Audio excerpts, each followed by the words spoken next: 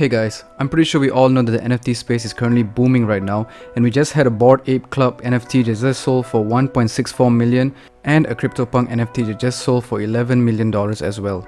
Now if you're anything like me, you probably didn't snatch them up when they were going for cheap. Nice. But that's okay because the NFT space is still growing and there's so many other competitors to choose from.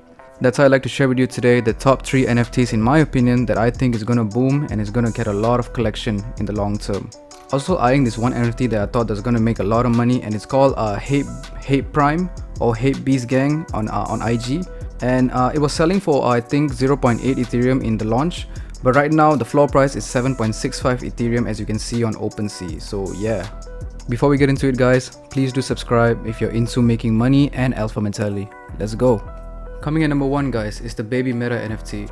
This NFT group has just grown to 80,000 Discord members since the day it launched. The price has not been updated yet, and I'm not sure when will it be launching, but do keep an eye on it guys. I do think that this one has major potential in the long term. Next up guys, we have the Meta Moose NFT.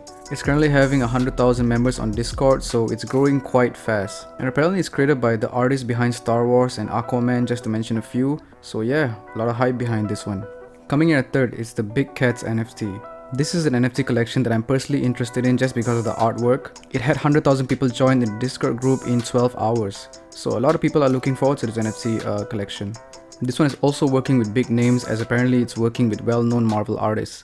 That's my list for today guys. I would love to hear your feedbacks in the comments below. Which do you think that is gonna make a lot of money in the long term, and which do you think you want to own for your own self, for your own collection? We'd love to hear guys. I'm looking forward to own a Big Cat NFT once it launches, so I'll keep you guys posted on that. Otherwise guys, thank you so much for watching. Please do let me know in the comments if you love a part 2 to this series. Stay safe.